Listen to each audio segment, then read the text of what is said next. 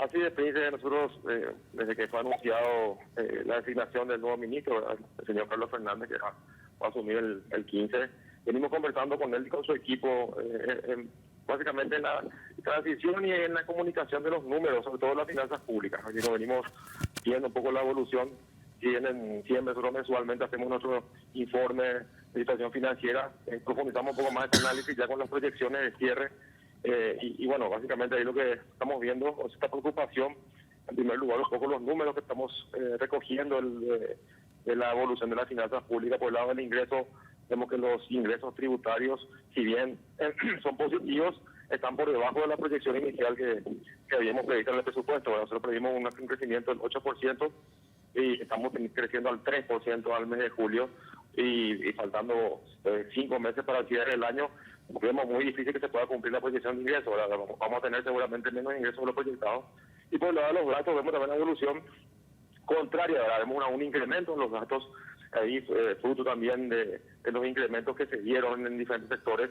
Recordemos que el impacto del salario docente lo hicimos en 2 etapas, uno en enero, otro en julio. La misma cosa en las fuerzas públicas, que también tuvo su impacto del aumento en julio y luego en el mes de julio también, de enero y julio.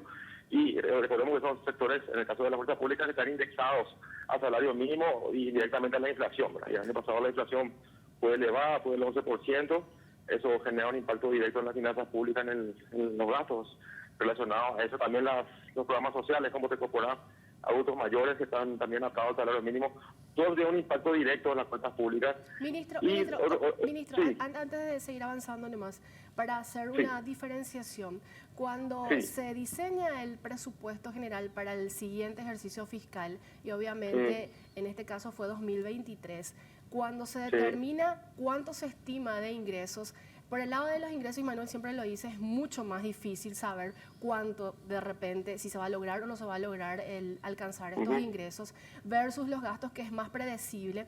Y la consulta puntual, ministro, es con respecto a los ingresos.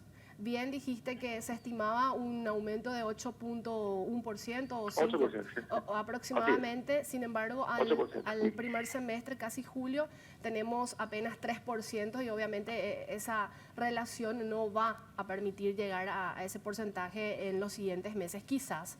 Y la pregunta puntual es, ¿qué fue lo que pasó que finalmente no se pudo llegar a ese porcentaje estimado, al menos por el lado de los ingresos? Y obviamente la otra pregunta sería el del lado de los gastos, que yo imagino que también habían indexación e incluso este reajuste del salario básico profesional docente. Sí, por el lado del ingreso, lo que vemos que los impuestos que tuvieron menor rendimiento son los impuestos sobre la renta, ¿verdad? Que estamos viendo que nosotros habíamos previsto inicialmente sobre un crecimiento del 4% del producto. Obviamente eso no se dio por la sequía que tuvimos el año pasado. Entonces, evidentemente, vemos una caída en los impuestos a los ingresos, ¿verdad? Todas las liquidaciones de los impuestos a la renta es lo que está tirando un poco para abajo esos números. También el consumo en el primer semestre no fue el esperado. Ahora sí estamos viendo una recuperación. Las esperanzas que tenemos justamente que este segundo semestre, el repunte del consumo, de las importaciones, compensen en parte esa caída que hubo en los ingresos, en los impuestos de los ingresos, en el impuesto a la renta. Y por el lado del gasto, como bien decís, nosotros previmos obviamente ese impacto, pero al no tener los ingresos que previstos, hay un descalce, ¿verdad? Nosotros pedimos X ingresos que no vamos a tener, pero los gastos sí se van a realizar indefectiblemente porque son gastos rígidos. Entonces ahí tenemos ese desfasaje entre el ingreso previsto y los gastos este caso. Lo que sí no estaba estimado es los intereses de la deuda, que es lo que voy a decir a continuación, ¿verdad? Nosotros habíamos previsto los intereses sobre ciertos supuestos, ¿verdad? De que ya iban a venir en descenso, o por lo menos a una trayectoria ya más normal. Los intereses internacionales, sin embargo, siguen altos, siguen elevados. Entonces hay un impacto de mayor nivel de intereses a lo previsto, y ya estamos haciendo reprogramaciones internas para poder tener justamente los recursos. Eso no estaba previsto. Entonces sí, ese es el impacto principal. ¿De cuánto estamos hablando si hacemos esa diferenciación de lo estimado y lo que finalmente terminó generando de impacto del pago de los intereses, ministro? Y aproximadamente 100 millones de dólares es lo que estamos teniendo de diferencia en cuanto a lo que es interés en la deuda. ¿Y cómo se va a de alguna manera pagar esa diferencia, ministro? No, y se hace ajustes internos, se hacen otras programaciones y tenemos eso para poder cubrir. Son compromisos que tenemos que sí o sí honrar, así que vamos a ver las programaciones internas para poder cubrir. ¿Por qué hay diferencia en los intereses en dólares? por las emisiones nuevas que se hicieron. ¿O los No, créditos por las previsiones que hacemos para poder cubrir los intereses. Hacemos las previsiones que hacemos sobre supuestos, como decía yo, esperamos ya un descenso de los intereses, sin embargo se mantuvieron elevados. Entonces, pero los intereses, a ver, en un contrato con una multilateral el interés está prepactado. Y en una emisión de bono el interés también está prepactado. No, pero son tasas variables, Manuel, la mayoría son tasas variables. Lo que tenemos. Son tasas variables, justamente eso es lo que nos está... ¿Cuáles son las variables? ¿Las de las multinacionales? Sí, la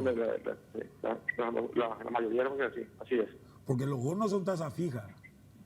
Sí, los bonos sí, pero los préstamos y demás son tasas variables. Y justamente por esa porción, no es toda esa porción es la que justamente es la que nos está parqueando, ¿verdad? La porción de créditos multilaterales. Exacto.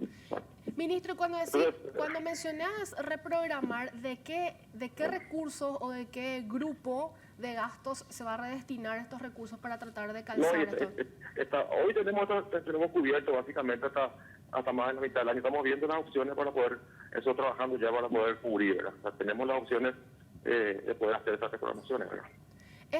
No tengo a mano todavía, pero es lo que estamos trabajando, estamos previendo. La emisión de los bonos soberanos, y estoy hablando de la emisión internacional y colocación posterior, ¿no impactó en este supuesto escenario, en los supuestos escenarios que están haciendo?